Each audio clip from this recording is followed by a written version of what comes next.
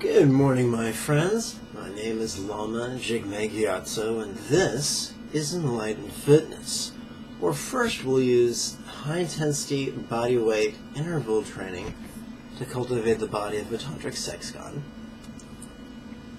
And then we'll use guided meditation to help you cultivate both the heart and the mind of a Buddha.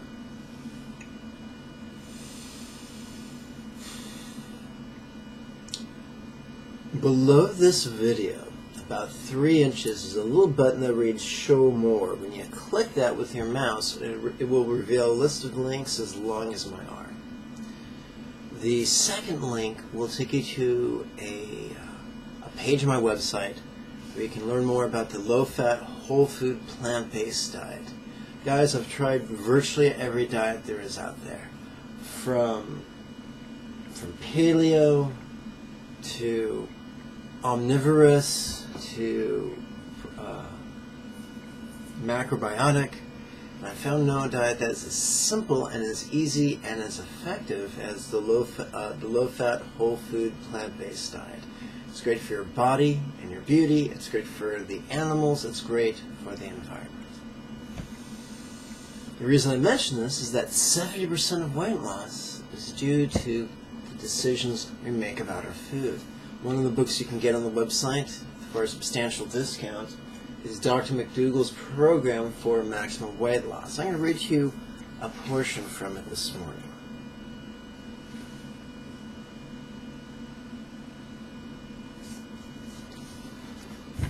Like the original McDougall program, the McDougall program for maximum weight loss allows you to eat as much food as you want. You will still lose weight. Gradually, you will see that your personal appearance is improved through healthier food and lifestyle choices. The major difference between the original McDougall program and the McDougall program for maximum weight loss is that the original diet allows a certain amount of flour products and vegetable foods that are richer in calories. Chapter 6 contains more information on the differences between the programs and how you can adopt the original McDougall diet after you've lost all the weight you want to lose and have kept it off. This book provides all the information you need to begin and maintain the McDougall program for maximum weight loss. It explains the scientific rationale for the starch-based diet and shows how such a diet cures overweight. Those who have been faithful followers of the McDougall philosophy over the past decade or more will gain new tools to help them achieve more control over their appearance. They will find more than 100 new and delicious recipes selected for their weight-reducing benefits. The weight loss program is safe and healthy and can be followed for the rest of your life. If you're on a medication or seriously ill, consult your healthcare practitioner before changing your diet. Frequent medications must be reduced or discontinued. Frequently, medications must be reduced or discontinued. However, when you reach the weight that is ideal for you, you can switch to the original program if you wish. It will allow most of you to maintain your weight loss permanently.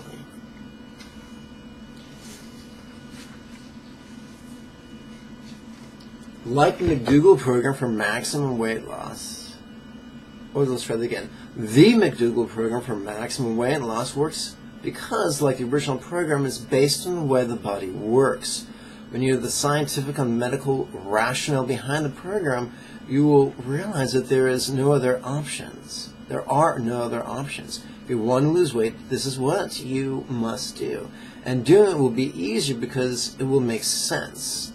One caveat: if you're now seriously ill, it's best to follow the diet under a medical doctor's supervision. Okay, tomorrow we'll get into more meaty stuff, forgive the pun.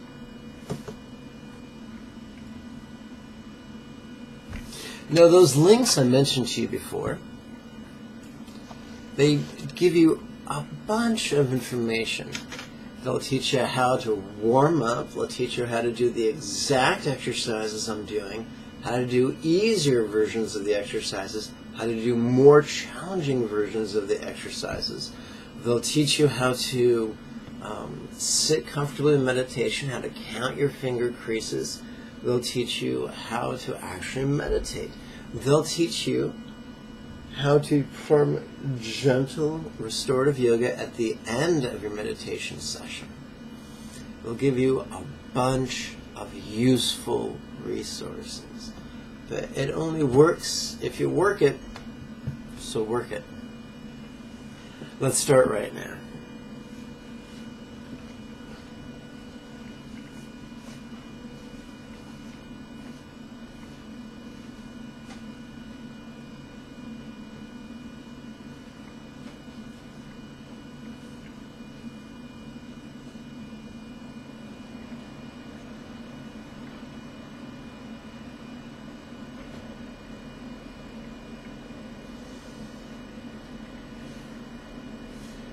Let's warm up using Indian-inspired 12th phase sun salutation.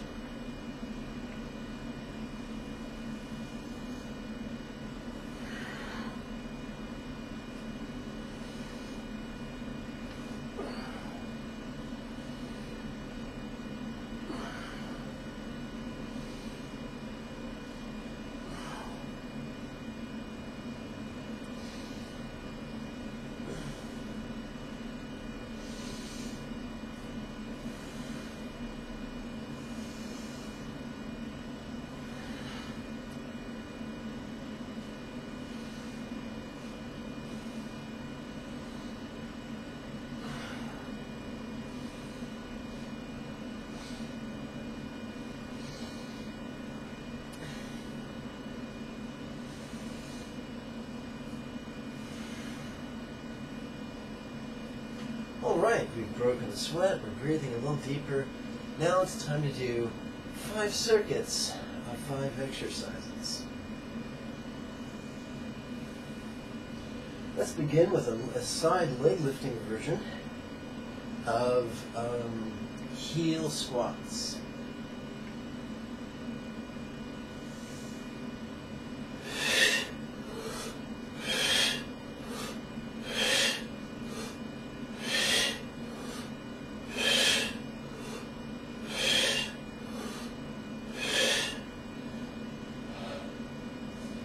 Now let's do toe squats.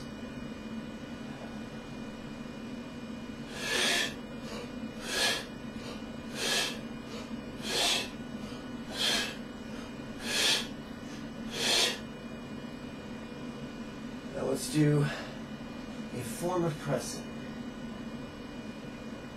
There are many to choose from.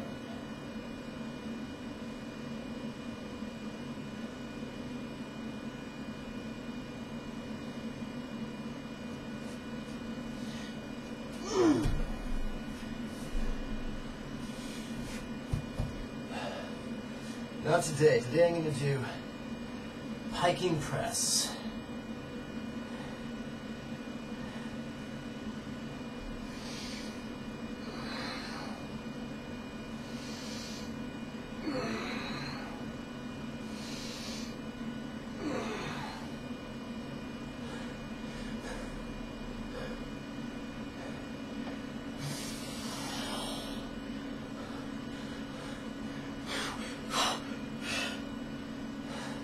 And now, thrusters.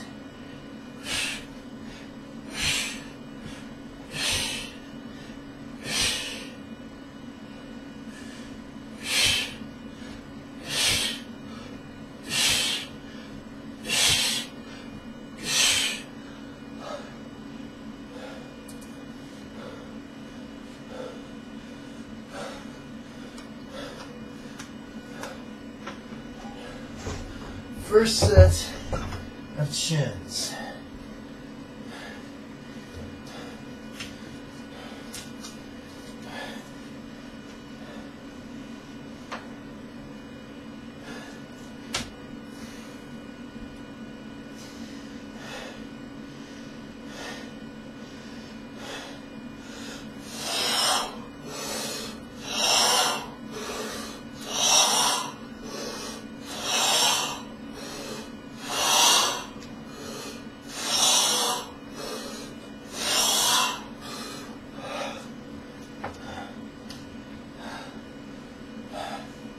Welcome to the second circuit. Heel squats.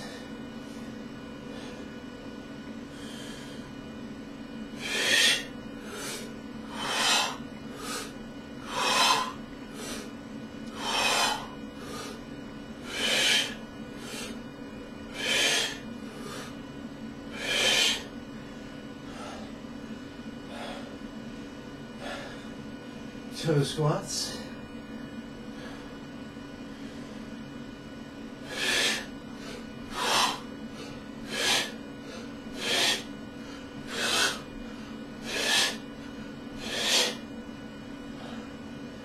Piking presses.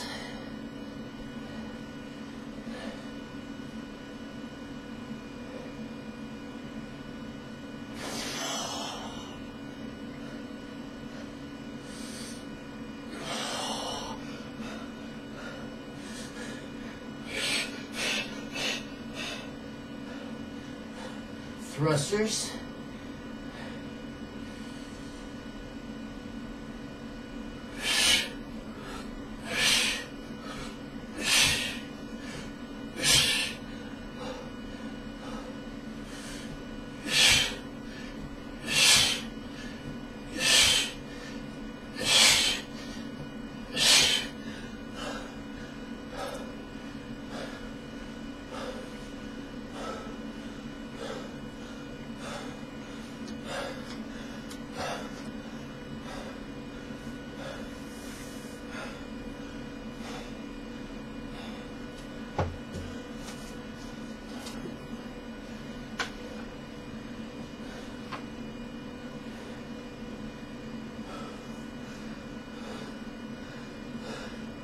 Second set of shins.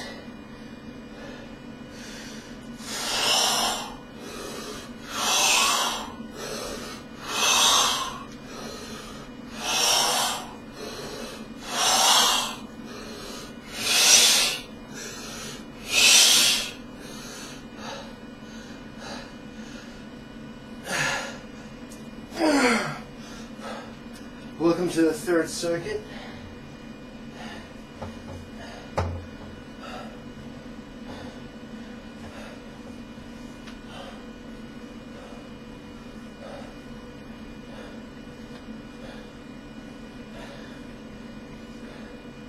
Third heel squats.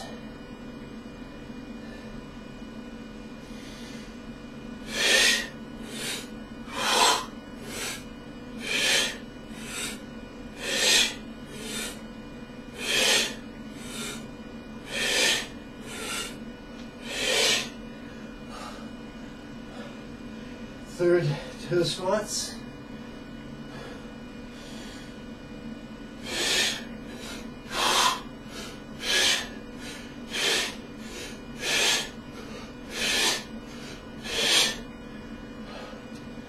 Third hiking press.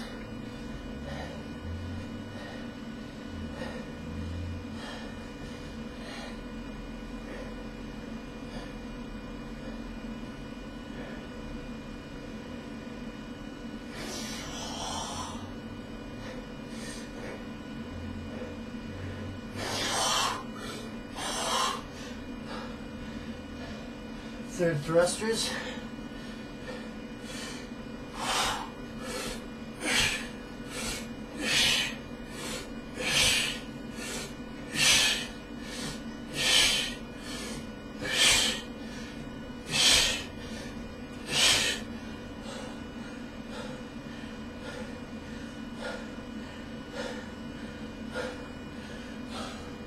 Third set of chins.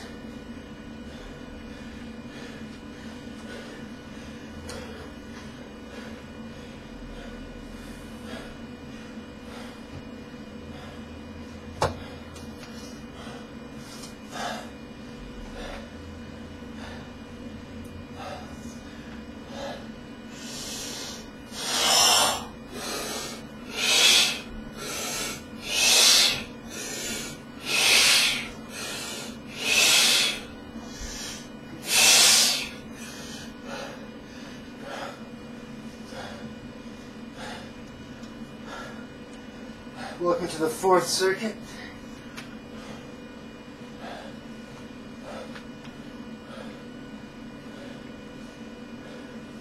Fourth heel squat.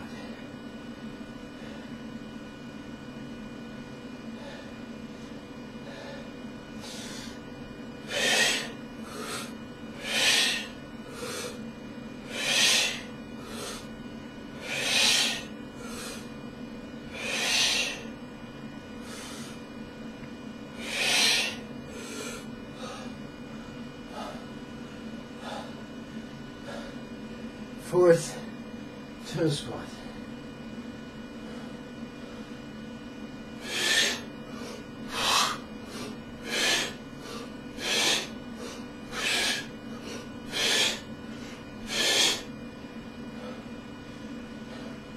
Fourth plank press.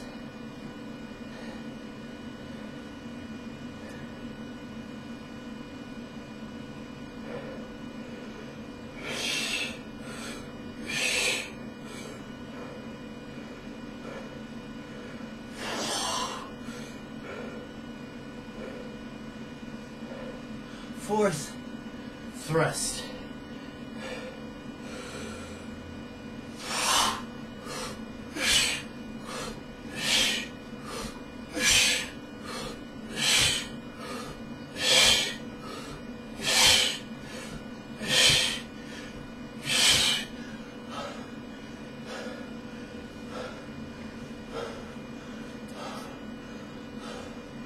Fourth, chins.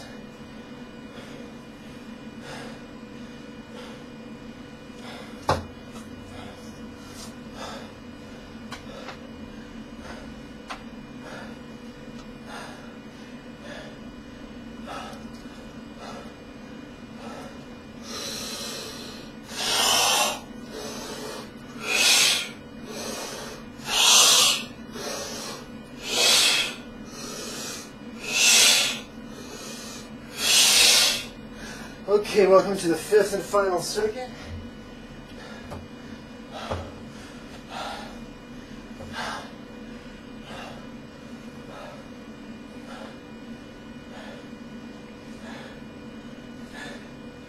Fifth, heels.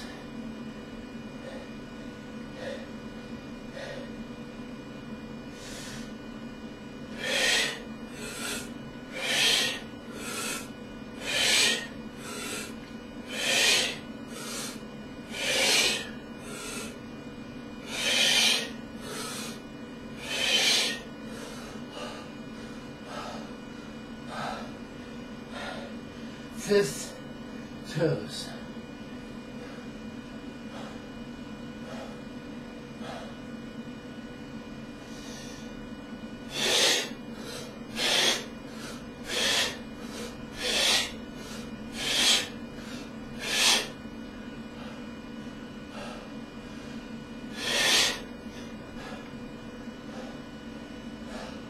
Fifth, plank press.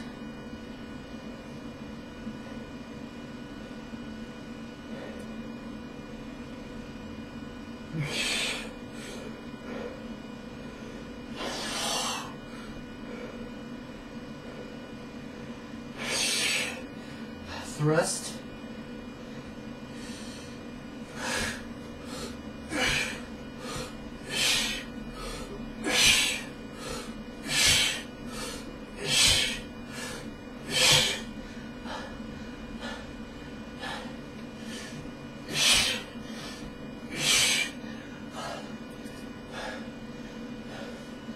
Fifth and final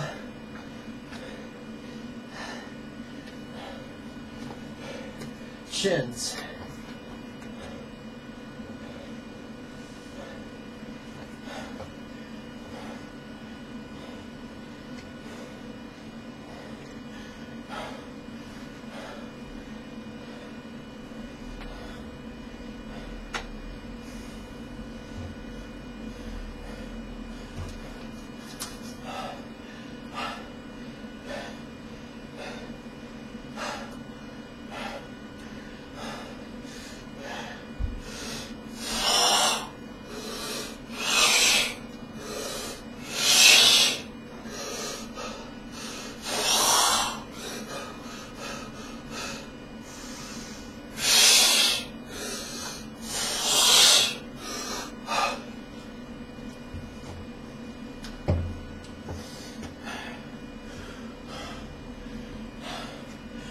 Okay, my friends, you should be out of breath and dripping with sweat. If you're not, then you didn't push yourself hard enough.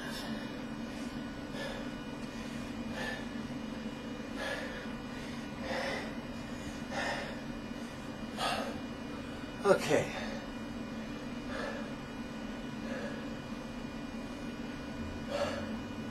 So, the first link below the videos will take you to Bodyweight Circuit Training page, my website, where you'll find all the videos of the Enlightened Fitness series.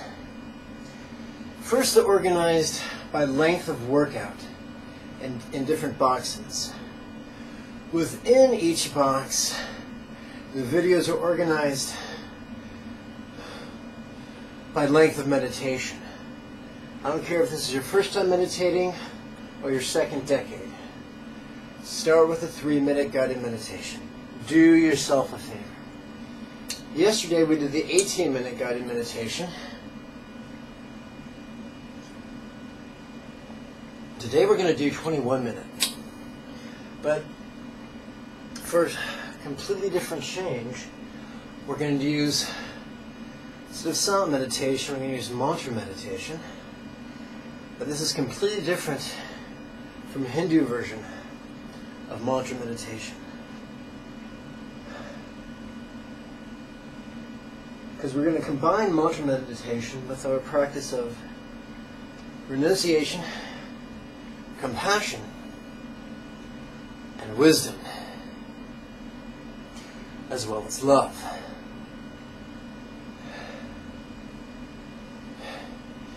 Now, one of the links will take you to my class materials page, where you can order either small mala or a large mala, depending upon your finger size. I don't sell the mala. The links are to someone else's website, where you can get good quality mala for a very reasonable price. I don't make any commission. I'm just looking out for you.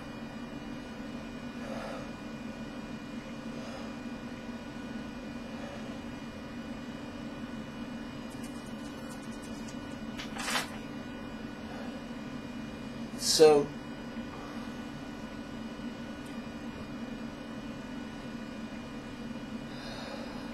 I go into greater depth about how to recite the mantra in the very first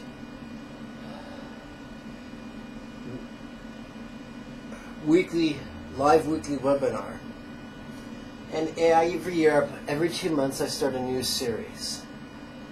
Every series lasts about 50 weeks.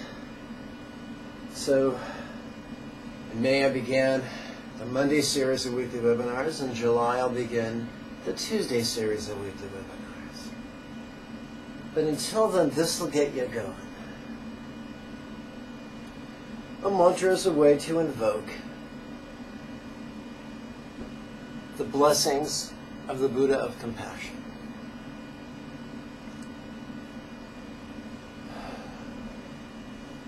Below the video, I've actually typed out the 6-syllable mantra, Om Mani Padme Hum. If you haven't done so already, click the Show More button, and that way you can follow along with greater ease. I'm going to introduce the mantra to you using 2 pronunciation drills. We'll start with the first one, syllabic ping pong. I'm going to recite the syllable, and then you recite it after me. We're going to go back and forth, just like ping pong. We're not going to sing it. We're not going to intone it. We're not going to chant it. We're going to recite it conversationally. The reason for that is that there's less energetic mass behind it, which means it's easier to adjust your pronunciation. It's better to pronounce it correctly than incorrectly. So even if you've been pronouncing this for years, it couldn't hurt to go through this drill with me right now.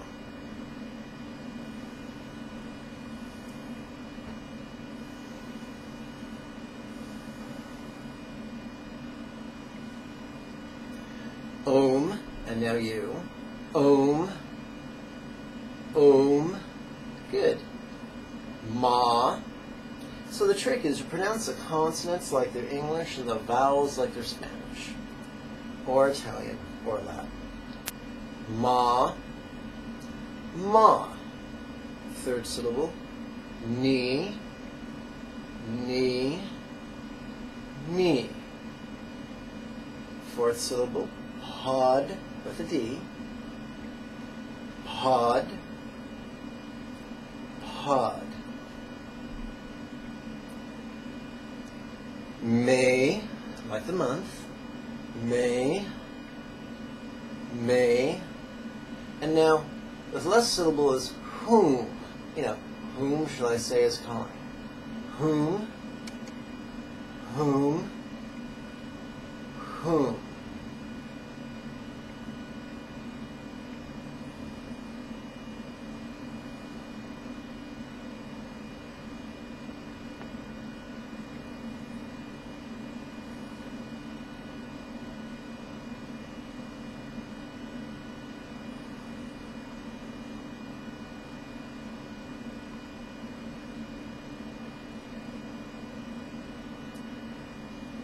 And now we're going to do syllable stacking. We'll start from the beginning.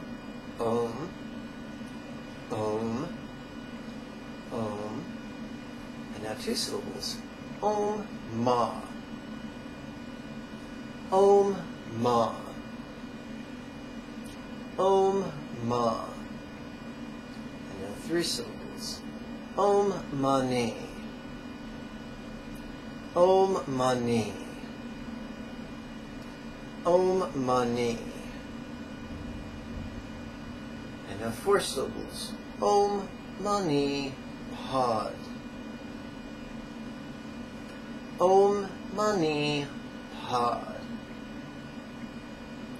Om Mani Pod.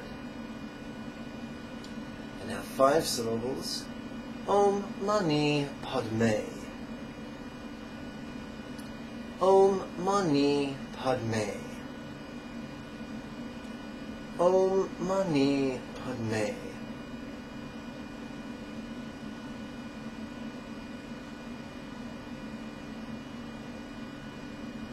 And now all six.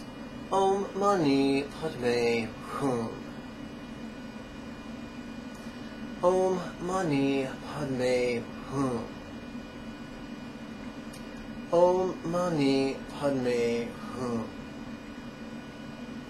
So if this is your first time working with the mantra, be gentle with yourself.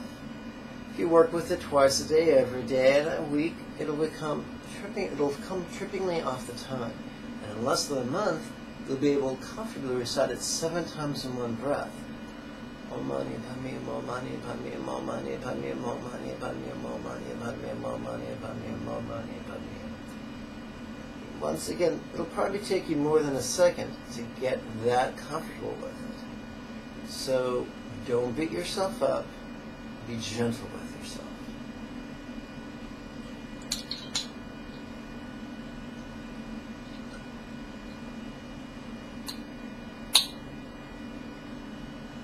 Oh. Oh.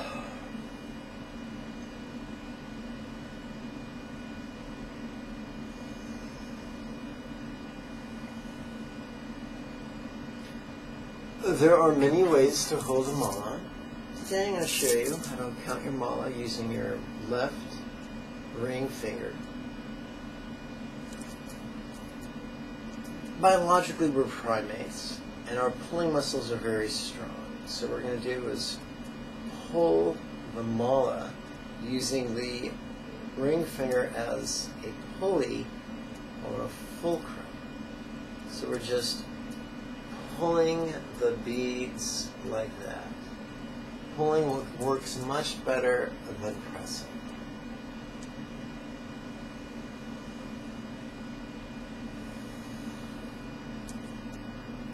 We're going to hold the left middle finger in front of the heart. The right hand, we're going to coil the mala.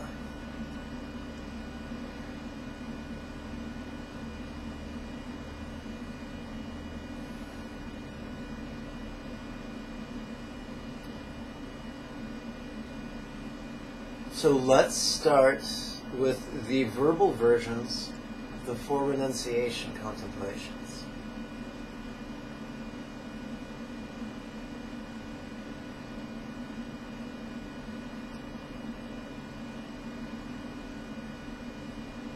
How could this not satisfy?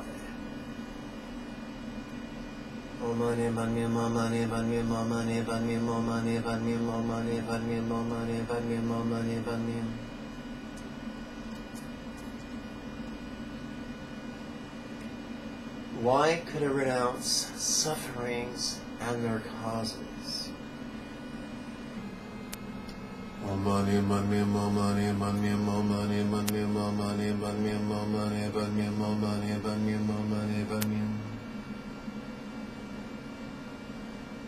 How could this present ripening of my past actions be quite fair, just, and even beneficial?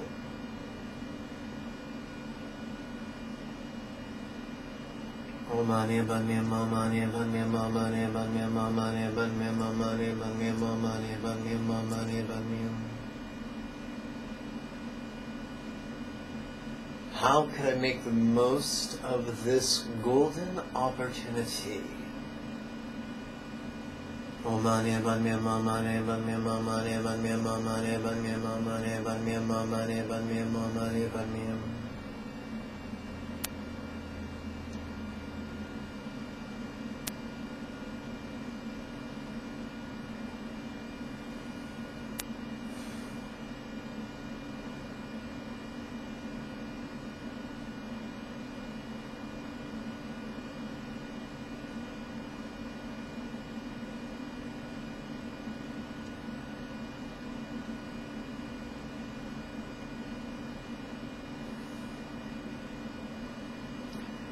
Now we're going to play with 4 verbal exercises from a compassion set that help us harness the power of our selfish greed and convert it into universal, I take it back, our selfish hate, and convert it to universal compassion.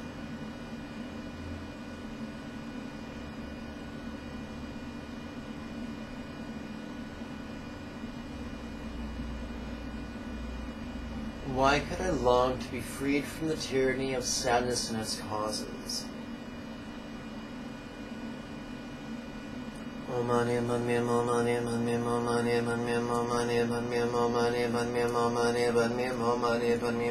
If you wish, you may use your middle finger for this exercise, but you don't have to. May I now be freed from the tyranny of sadness and its causes right now.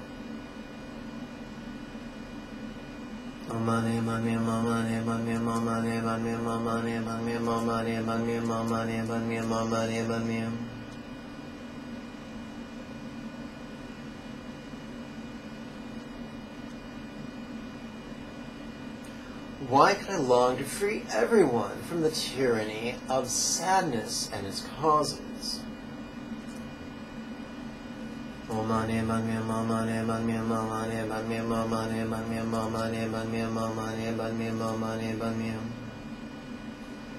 May everyone be freed from the tyranny of sadness and its causes right now.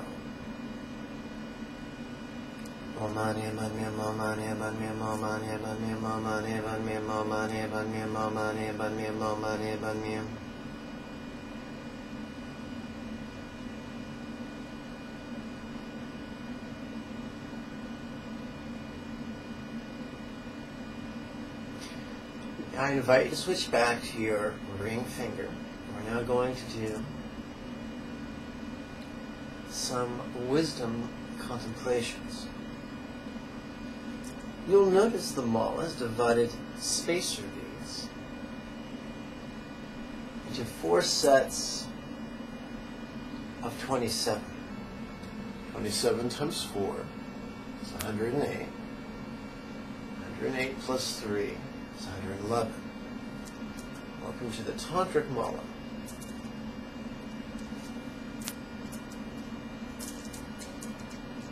This wisdom, so the renunciation practice was a quarter mala, and the compassion practice was a quarter mala.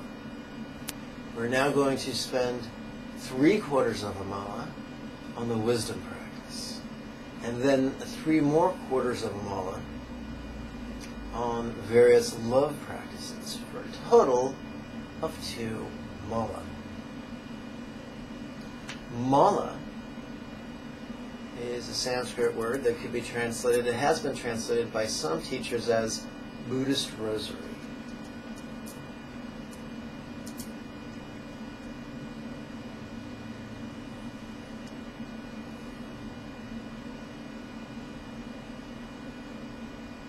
So, in the wisdom trainings, we learn to let go of our body and our mind and our sense of self. Right now, let's let go of our body.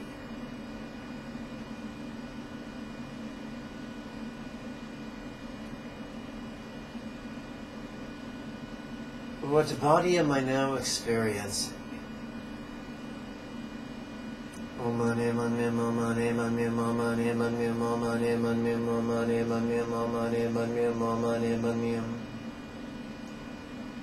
How could this body and its causes be quite dependent?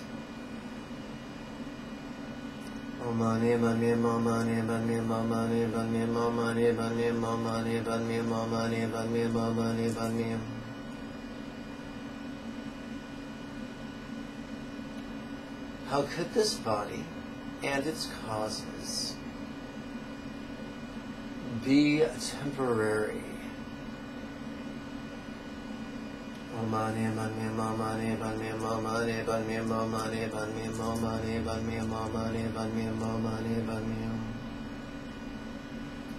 How could this body and its causes not be me?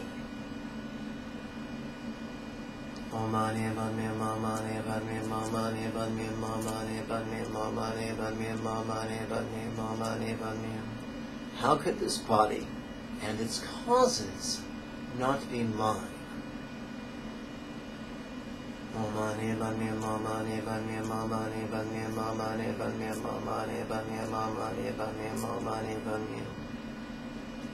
How could this body and its causes not be graspable?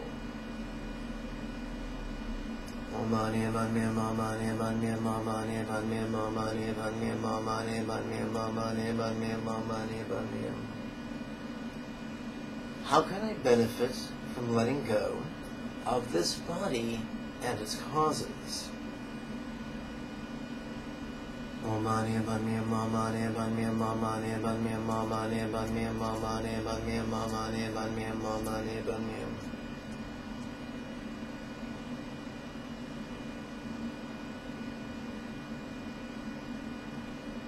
If I now let go of this body and its causes, what could that feel like?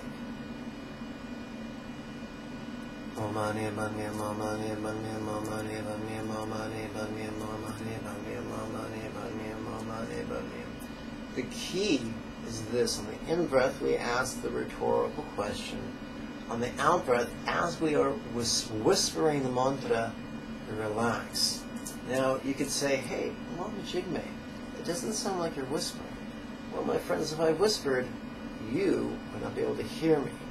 So, I recited something a little bit louder than a whisper. But I recommend that you learn how to recite it primarily as a whisper. For the final third of the wisdom practice this morning, we're going to do something new. We're going to use a set of 4 similes. Remember, a simile is basically a comparison.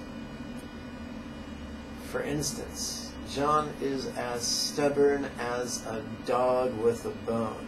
A metaphor is kind of like shorthand. John is a stubborn dog with a bone.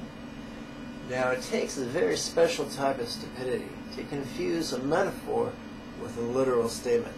Do we really think John is a dog? Do we really think he's a quadruped with a waggly tail? No, John's not a doggy. He's just stubborn like one. What's happened, my friends, over the many, many, many centuries that Tantric Buddhism has been around, is that many similes became metaphors, and then many fundamentalists mistook the metaphors for literal statements, and they thought they were supposed to spend time and energy visualizing themselves as a Buddha. The problem is that that type of a concentration is very contrived and very rigid, and the path of enlightenment is traversed by learning how not to be rigid, how to be flexible, and how to let go. So I'm going to show you the 4 similes. Now, Buddhism began in a country that was already had a religion. In that religion there were gods and goddesses, sometimes comprised of flesh, blood, and bone, sometimes comprised of light. They could take you to a loka, or a pure land, that was like a heaven.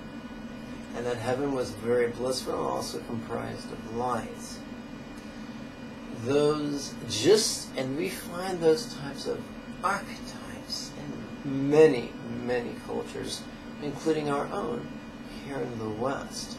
And so what we're going to do as Tantric Buddhists is use the archetype of paradises and bodies of light to show us some very practical ways of exploring the world around us. Now the problem with this explanation, this overview, is it's very vague. So I think it's time we became specific. We're going to start by playing with how we consider visual phenomena. We tend to forget that visual phenomena are dependent upon their causes and their conditions and their components and our minds. We forget that visual phenomena are ever-changing. So we start with the simile that asks, how could these sights be as non-graspable as the Buddha of Compassion's paradise of light?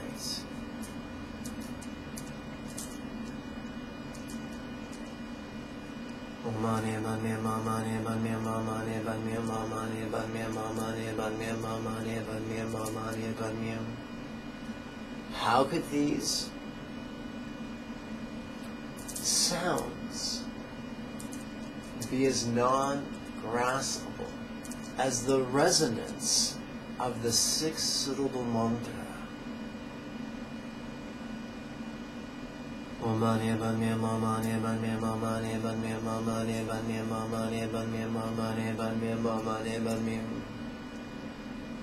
How could these physical sensations be as non-graspable as the Buddha of Compassion's body of bliss-inducing light?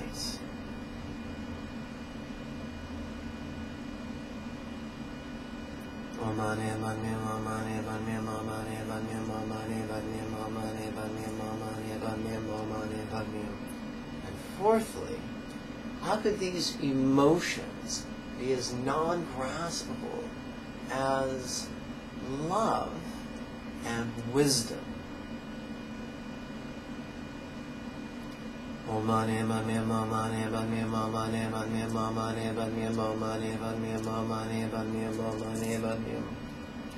Notice we did not use metaphors. We did not use literal statements. We did not say all these sights are the Buddha's paradise. We did not say all these sounds are the 6-syllable mantra.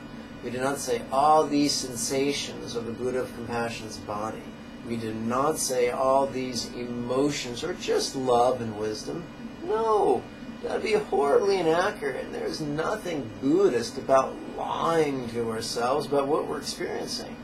There's something very Buddhist about contemplating how our sights and our sounds and our sensations and our emotions might not be as solid as a look or sound or feel, and how they could be consequently not solid and perhaps non-graspable. Contemplating those, even through the use of rhetorical questions, is very Buddhist. For the next 3 exercises we're going to start with working with the whole idea of peace. First, we're going to indulge our selfish greed for peace and use that, the momentum of that selfish greed, to increase our universal love for all others. Why could I long to be lavished with great peace and its causes?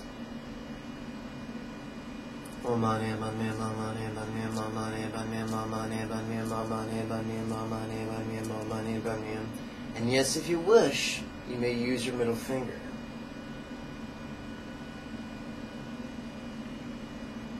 May I be lavished with great peace and its causes right now.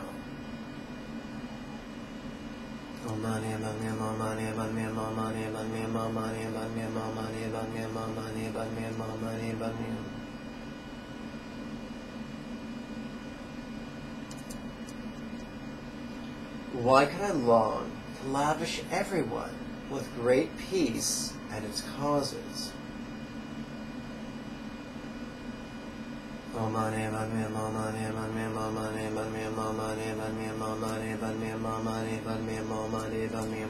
Notice we do not ask, why do I long? But why could I long? We're not lying to ourselves about what we feel, whether we are filled with love for others or we're filled with hate for others. It's the potential for us to love others still exists, at least in the realm of extreme possibility. I like that phrase, extreme possibility. I stole it from the X-Files.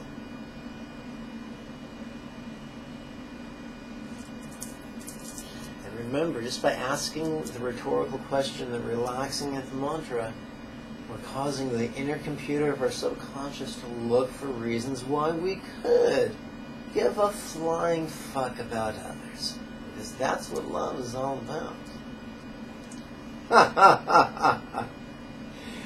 So we use the questions to exercise our intellect, and we use intentions to exercise our will.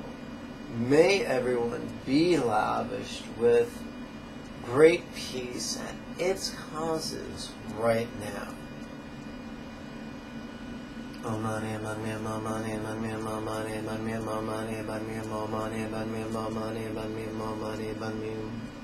Excellent.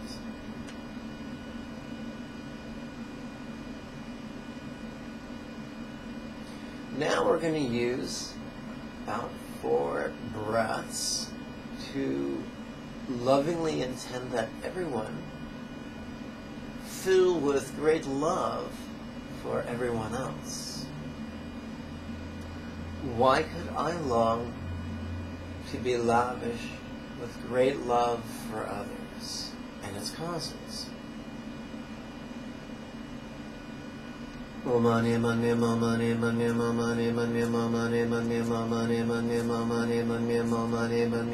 Remember to relax while reciting the mantra.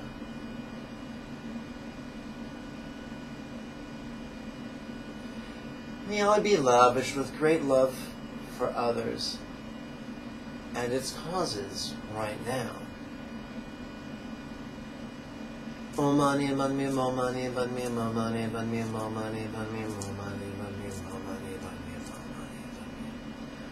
Why could I long to lavish all others with great love for all and its causes?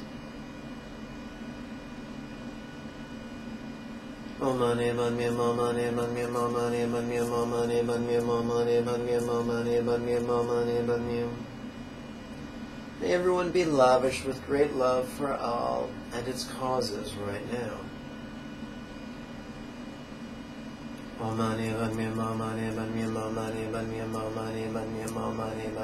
mani bani mo mani bani.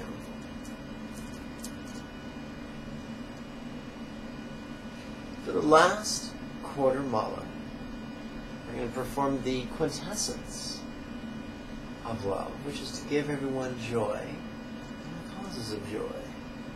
Why could I long to be lavish with great joy in its causes?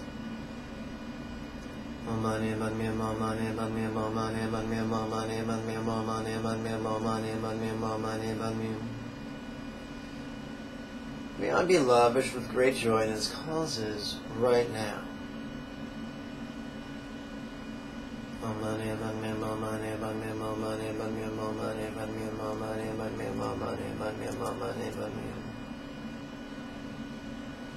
Why could I long to lavish all others with great joy in its causes?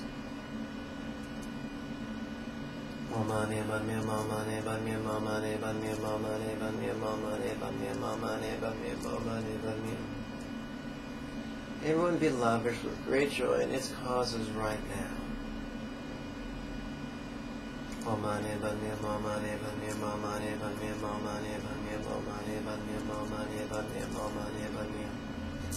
Now what I like to do after working with a mala is I coil it up in my hands like this, and then I bless it.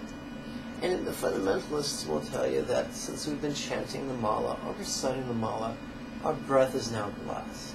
Now there's two ways you can blow. You can blow like you're blowing a candle, or you can blow like you're trying to clean your glasses. It's kind of like a cat hissing. That's how we're going to bless our mala. Now the fundamentalists, when they bless the mala, they kind of hold it between their hands and go like that. I find this kind of uptight, and it's much more liberating just to do it externally.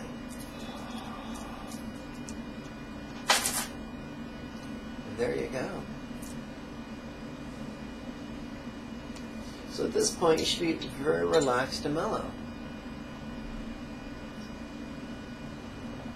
In future meditations, we'll combine the semi-verbal meditations with the mala with the completely silent meditations of the crease count.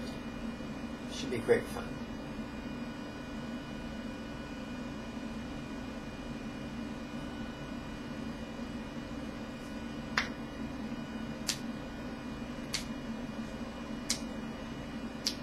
I now invite you to join me for a gentle set of geriatric yoga that's called Untying the Heart's Knots.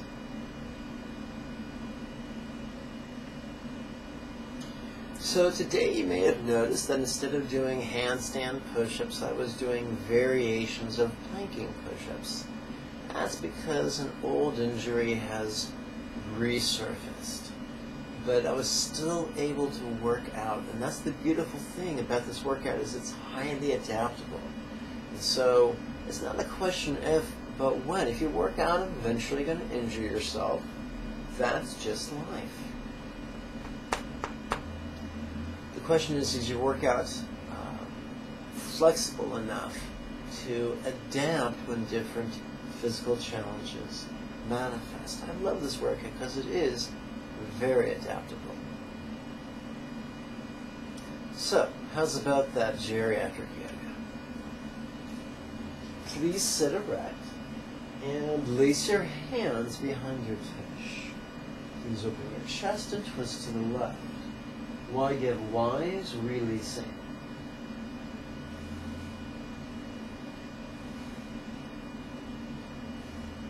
Please reverse. Now to each give wisdom.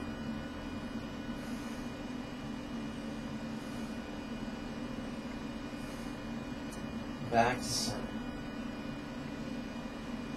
Please release your hands. Lace them in your lap. Swing your arms out and overhead.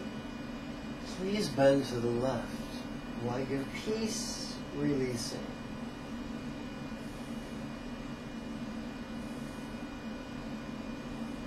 Please reverse. Now to each give great peace.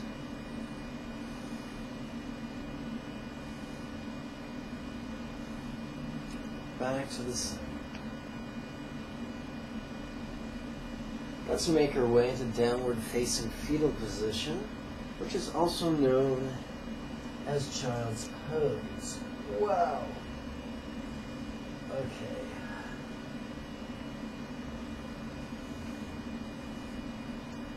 Give to each, love for all.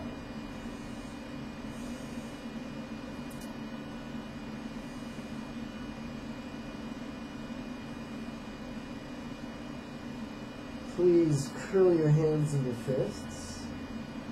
Set your knuckles on your yoga blankets in the area of your knees.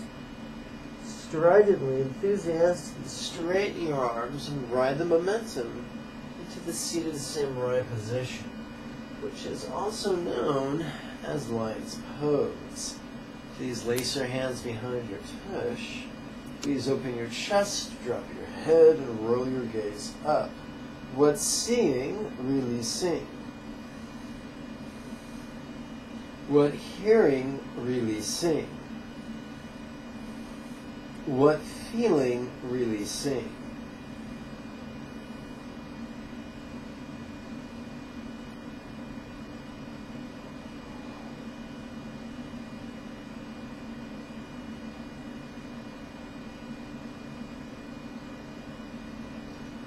Okay, please release your hands.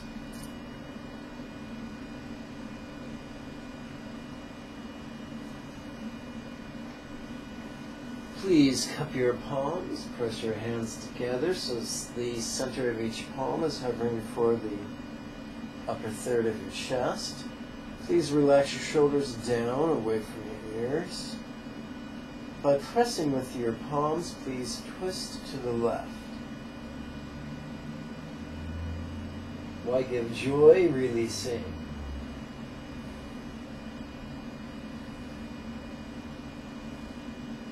Back to center. Relax the shoulders down. Please press to the right.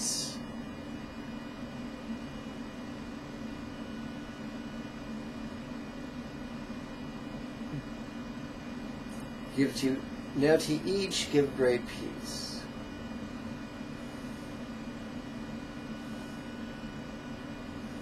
Back to center. Let's make our way to the hands and knees position. In preparation for the cat-cow asana. Open mouth, slack jaw. Now to each give comfort.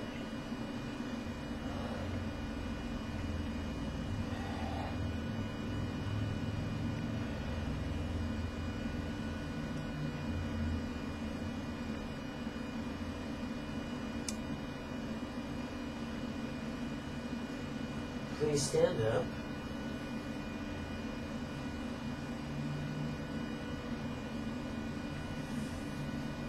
Please place your weight on the major and minor ball of each foot right behind your big and little toe. Please lift your heels off the yoga mat. Please place a subtle bend at your knees. Please thrust your hips forward. Please lace your hands behind your tush. Please open your chest, drop your chin, roll your gaze up. What's seeing, really seeing. Let's start it again. How could this be funny?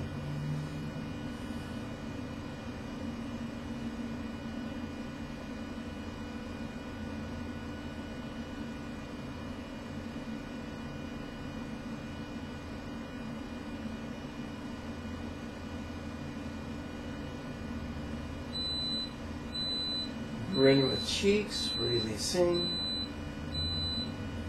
That would be the sound of rice, folks. Noticing, relaxing. Okay. We're about to perform 3 recitations, which are found at the end of every lesson. On your class materials page, I encourage you to download the latest free PDF entitled The First Set of Lesson Texts. It contains about 24 texts divided into 8 lessons. At the end of each text, we have these 3 recitations.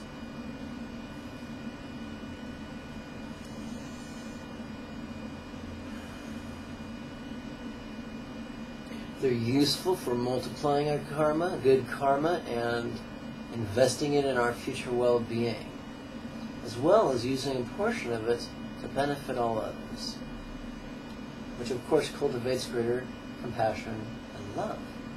If you recite them once every morning and once every evening, within a handful of weeks you will have accidentally memorized it. Now, I invite you to join me for 2 repetitions of Indian-inspired 12-phase sun salutation.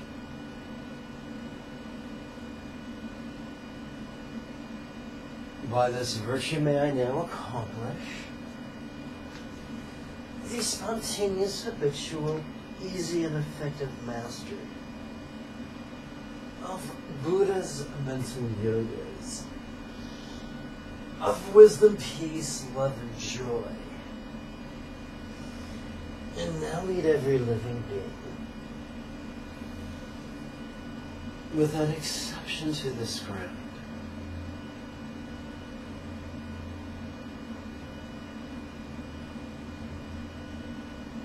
May everyone be healthy, wealthy, and happy. Everyone practice skillfully and joyfully. Everyone accomplish Jigme in this life. And then help many others do likewise. For truly that is the meaning of life. Om Mani Padme Hum.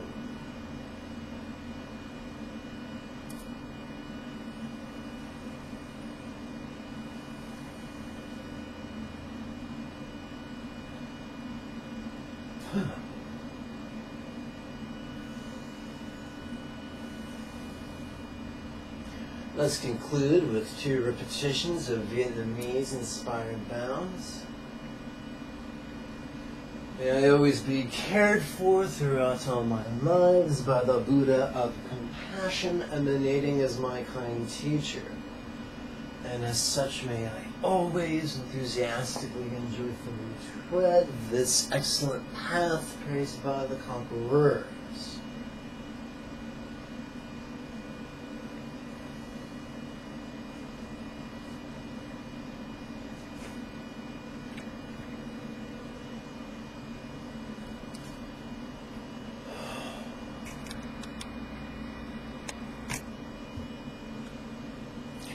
Well, my friends, I thank you for your time, your kind attention, your support, and your enthusiasm to evolve, both physically as well as spiritually and emotionally.